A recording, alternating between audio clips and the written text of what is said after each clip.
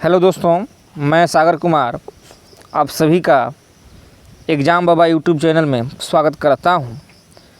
मुझे आशा और पूर्ण विश्वास है कि आप सभी स्वस्थ होंगे और इस लॉकडाउन में पढ़ाई का आनंद ले रहे होंगे।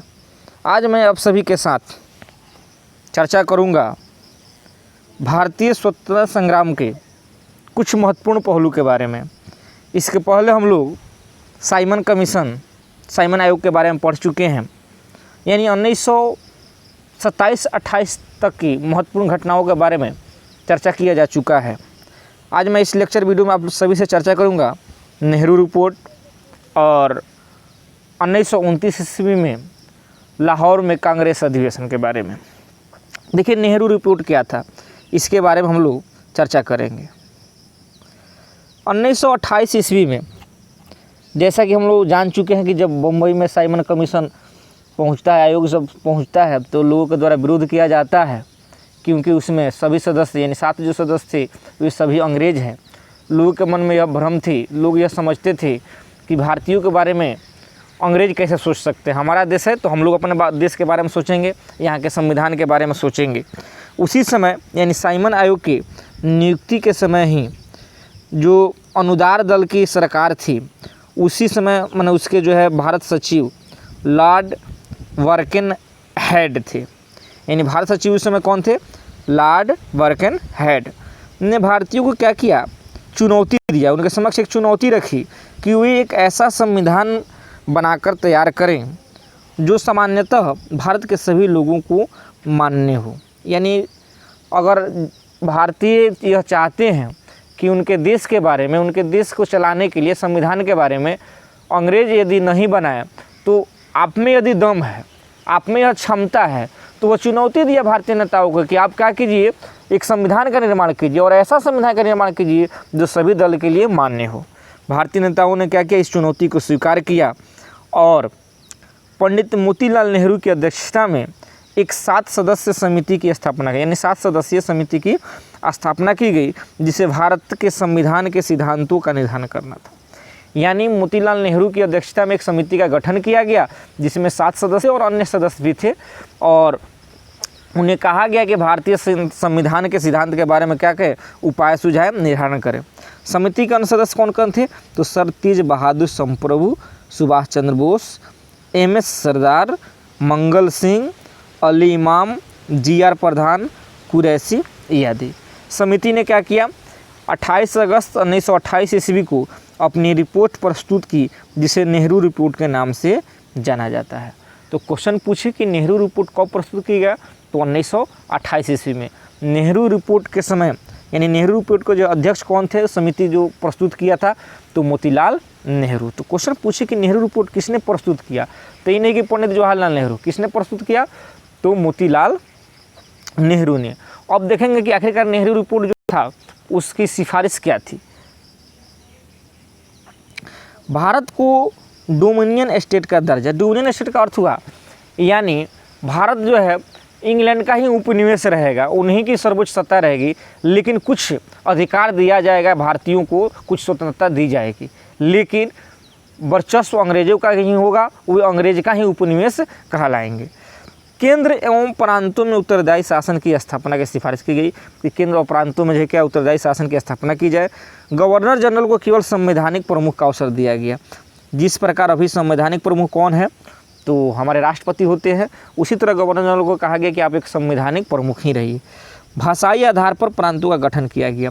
नेहरू रिपोर्ट में क्या किया गया? यह घोषणा की गई, भाई सुझाव दिया गया, यह प्रस्ताव रखा गया कि भाषा के आधार पर प्रांतों का गठन हो। 19 बहुत ही भी क्वेश्चन है। 19 मौलिक अधिकारों की मांग की गई, जिसमें महिलाओं को समान अधिकार, संघ बनाने की स्वतंत्रता, वयस्क मताधिकार जैसे मांगें सम्मिलित थी। तो क्वेश्चन पूछे कि नेहरू रिपोर्ट में कितने मौलिक अधिकार थे? तो 19 मौलिक अधिकार की मांग रखी गई। वर्तमान में कितने मौलिक अधिकार हैं? यदि आप जानते हैं तो कमेंट बॉक्स में उसको जरूर भेजें, ठीक है। वर्तमान में कितने मौलिक अधिकार है? नेक्स्ट था नेहरू रिपोर्ट का सिफारिश की वयस्क मताधिकार के आधार पर प्रत्यक्ष चुनाव कराने की सिफारिश की गई। यानी नेहरू रिपोर्ट में सिफारिश की गई कि प्रत्यक्ष चुनाव की क्या हो, व्यवस्था हो, उसके आधार पर चुनाव किया जाए। ध्यान देंगे, नेहरू रिपोर्ट में मौलिक अधिकार था, जबकि साइमन कमीशन में मौलिक अधिकार के बारे में कोई चर्चा नहीं किया गया था। नेहरू रिपोर्ट में यह सिफारिश की गई वयस्क मताधिकार पर जो है प्रत्यक्ष चुनाव हो, लेकिन साइमन आयोग यानी सामान्य कमीशन में इसकी कोई चर्चा नहीं थी। नेहरू रिपोर्ट के रूप में देश की भावी संविधान की रूपरेखा का निर्माण किया गया। यानी नेहरू रिपोर्ट में एक तरह से हम लोग कह सकते हैं कि जो संविधान हम लोग का बना उसी का जो है क्या है फोटोकॉपी, उस समय फोटोकॉपी तो नहीं लेकिन कुछ अंश उस समय प्रस्तुत हो गया था कि भारत का जो आने वाला संविधान होगा वह कैसा होगा, किस प्रकार से बनेगा। राष्ट्रवादी नेताओं की यह क्या थी, महत्वपूर्ण उपलब्धि थी। कांग्रेस में सुभाष चंद्र बोस, जवाहरलाल नेहरू, सत्यमूर्ति भक्त जैसे युवा नेताओं ने डोमिनियन स्टेट की जगह पूर्ण स्वराज को कांग्रेस का लक्ष्य बनाना चाहते थे। जैसे कुछ सदस्य के नेता, जैसे मान लीजिए सुभाष चंद्र बोस थे, जवाहरलाल नेहरू थे, सत्यमूर्ति भक्त थे, ये लोग चाहते थे कि नहीं हमें पूर्ण स्वतंत्रता मिलनी चाहिए। डोमिनियन स्टेट क्या होता है, हम लोग किसी का गुलाम, किसी का उपनिवेश बनकर रहना नहीं चाहते हैं। इस बात को लेकर के जो है मतभेद भी होता है, लेकिन गांधी जी बीच में आकर के जो है इस मतभेद को सुझाव मतलब क्या करते हैं, समाधान कर देते हैं और यह कहते हैं, सरकार को समय देते हैं कि 1 साल के अंदर जो है नेहरू रिपोर्ट को जो है वह मान ले, नेहरू रिपोर्ट में जो भी सिफारिश की गई वह प्रस्तुत कर दे। 1 साल का समय दिया जाता है, लेकिन सरकार जो है इस पर कोई ध्यान नहीं देती है, जिसके उपलक्ष्य में, जिसके परिणाम स्वरूप 1929 में जो लाहौर का कांग्रेस अधिवेशन होता है, आगे हम लोग चर्चा करेंगे। मार्च 1929 में ही मुस्लिम लीग के नेता जो मोहम्मद अली जिन्ना थे, उन्होंने क्या किया, 14 सूत्रीय यहाँ पर ध्यान देंगे मांग जो है पेश की। यानी नेहरू रिपोर्ट से मोहम्मद अली जिन्ना संतुष्ट नहीं थे, क्योंकि वो सोचते थे कि मुसलमानों के लिए इसमें कुछ भी जो है प्रस्ताव जो है प्रस्तुत नहीं किया गया, मुसलमानों की मांग को इसमें नहीं रखा गया, उनके साथ अन्याय किया गया है। उन्होंने क्या किया कि नेहरू रिपोर्ट के विपक्ष में जो है एक 14 सूत्री मांग प्रस्तुत की, जिसमें से मुख्य मांग हम लोग देखेंगे यहाँ पर, मुसलमानों के लिए पृथक निर्वाचन की सुविधा। जिन्ना जी कहे कि नहीं, मुसलमानों के लिए एक अलग निर्वाचन की व्यवस्था होनी चाहिए। केंद्रीय तथा प्रांतीय मंत्रिमंडलों में मुसलमानों के लिए 1/3 स्थान आरक्षित किया जाए। कितना आरक्षित किया जाए स्थान? 1/3। क्वेश्चन पूछे कि निम्न में से कौन सा अली जिन्ना के 14 सूत्री मांगों में प्रस्तुत नहीं थी, पूछ सकता है। चाहे निम्न में कौन कथन गलत दिया, इसलिए ध्यान से इसको याद रखिएगा। मुस्लिम बहुमत वाले प्रांतों का जो पुनर्गठन किया जाए, यानी अली जिन्ना चाहते थे कि मुस्लिम जो भी प्रांत है उसके लिए जो उनका जहाँ पर बहुमत है उसके लिए अलग एक प्रांत का जो पुनर्गठन किया जाए, और मंत्रिमंडल यानी विधानमंडल में जो एक है उसके लिए स्थान आरक्षित किया जाए। आइए जानते हैं कांग्रेस का जो है लाहौर अधिवेशन, जब बहुत ही वेरी यह इम्पोर्टेंट है, इसलिए याद रखिएगा। कांग्रेस का लाहौर अधिवेशन कब हुआ था? 1929 ईस्वी में। 31 दिसंबर 1929 को 12 बजे रात्रि में रावी नदी के तट पर जो है पंडित जवाहरलाल नेहरू की अध्यक्षता में कांग्रेस का जो है सम्मेलन हुआ। किसकी अध्यक्षता में? पंडित जवाहरलाल नेहरू को। कब? तो 31 दिसंबर 1929 ईस्वी को कांग्रेस के ऐतिहासिक लाहौर अधिवेशन की अध्यक्षता कौन करते हैं? पंडित जवाहरलाल नेहरू। सम्मेलन में जो पूरी तरह नेहरू रिपोर्ट को क्या किया जाता है? निरस्त कर दिया जाता है तथा पूर्ण स्वराज को अपना लक्ष्य निर्धारित किया जाता है।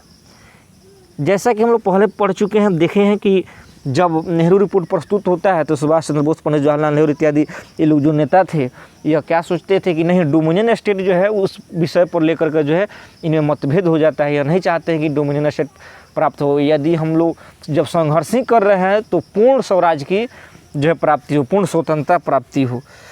सम्मेलन जो है 1929 ईस्वी में आधी रात को रावी नदी के तट पर होता है। कांग्रेस का जवाहरलाल नेहरू थे, उस समय उन्होंने भाषण भी दिया और भारतीय स्वतंत्रता के प्रतीक तिरंगा झंडा, पूर्ण स्वराज, वंदे मातरम तथा इनकलाब जिंदाबाद के नारों के बीच फहराया। यह निर्णय लिया गया कि 26 जनवरी 1930 का दिन पूर्ण स्वराज दिवस के रूप में मनाया जाएगा। याद रखिएगा, 26 जनवरी 1930 को उस मैंने लाहौर अधिवेशन में यह निर्णय लिया गया कि इसी दिन जो है पूर्ण स्वराज दिवस के रूप में मनाया जाएगा। 26 जनवरी को प्रत्येक वर्ष स्वतंत्रता यानी पूर्ण स्वतंत्रता दिवस के रूप में मनाया जाएगा। ध्यान देंगे, 26 जनवरी को प्रत्येक वर्ष पूर्ण स्वाधीनता दिवस के रूप में मनाया जाएगा और 26 जनवरी 1930 को आधुनिक भारत के इतिहास में प्रथम स्वतंत्रता दिवस के रूप में मनाया गया। ध्यान देंगे तो क्वेश्चन पूछे कि आधुनिक भारत के इतिहास में प्रथम स्वतंत्रता दिवस कब मनाएगा, तो 26 जनवरी 1930। लेकिन हुआ क्या, जब 15 अगस्त 1947 को हमारा देश स्वतंत्र हो जाता है तो हम लोग स्वतंत्रता दिवस 15 अगस्त को मनाते हैं। और 26 जनवरी को याद रखने के लिए, 26 जनवरी तिथि को अमर बनाने के लिए जो है 26 जनवरी 1950 को जो है संविधान लागू किया जाता है और 26 जनवरी को ही गणतंत्र दिवस के रूप में मनाया जाता है। तो बहुत ही कन्फ्यूजन होता है, इसलिए याद रखिएगा कि आधुनिक भारत का प्रथम स्वतंत्रता दिवस जो मनाया गया, प्रथम स्वतंत्रता दिवस जो मनाया गया कब मनाया गया, 26 जनवरी 1930 को। क्वेश्चन पूछे कि 26 जनवरी 1950 को ही संविधान लागू क्यों हुआ या 26 जनवरी को ही गणतंत्र दिवस क्यों मनाया जाता है, तो इसका मुख्य जड़ जो है, उसका मुख्य जड़ जो है आता है लाहौर के कांग्रेस अधिवेशन में। तो मुझे आशा और पूर्ण विश्वास है कि ज़रूर जो है इस वीडियो से आपको कुछ जानकारी प्राप्त होगी। इसी प्रकार से फिर मैं नेक्स्ट सीरीज लेकर आऊँगा जिसमें 1929 ईस्वी के बाद की जो घटनाओं की चर्चा होगी। यहाँ तक देखने के लिए थैंक यू। यदि आप चाहते हैं कि सब वीडियो का जो है PDF आपको प्राप्त हो तो नीचे डिस्क्रिप्शन बॉक्स में व्हाट्सएप ग्रुप का लिंक दिया गया है, आप उसे क्लिक करके ज्वाइन कर सकते हैं। वहाँ पर जो है प्रत्येक वीडियो का जो PDF आपको प्राप्त होगा।